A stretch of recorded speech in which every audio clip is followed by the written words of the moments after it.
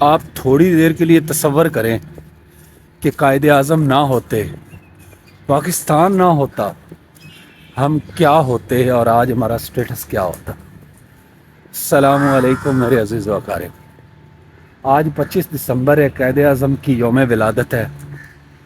آپ سب کو مبارک ہو۔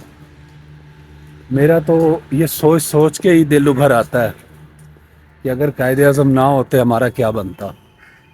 آپ کو پاکستان سے ہزاروں قسم کی شکایتیں ہوں گی، لیکن مجھے 100% یقین ہے کہ آپ متحدہ ہندوستان میں رہتے ہوتے تو آپ نے کہنا تھا یار کھانے کو روٹی بھی نہ ملے نا، بس ہمیں نماز پڑھنے دی جائے، ہمیں اللہ کو یاد کرنے دیا جائے۔ مگر آج یہ تمام سہولتیں آپ کے پاس ہیں، لیکن یہ ٹھیک ہے کہ تھوڑے مالی مشکلات ضرور ہیں، لیکن اوور آل ہم ایک خوبصورت دیس میں رہ رہے ہیں، اور اس میں سارا کریڈٹ میرے قائد کا ہے۔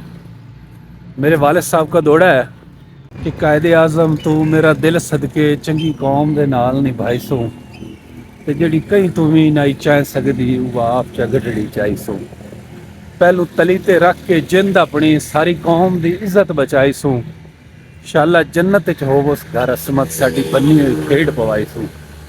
اگر قائد اعظم نہ ہوتے تو پتہ نہیں آج میں اور آپ انگریزوں کے کتے نہلا رہے ہوتے۔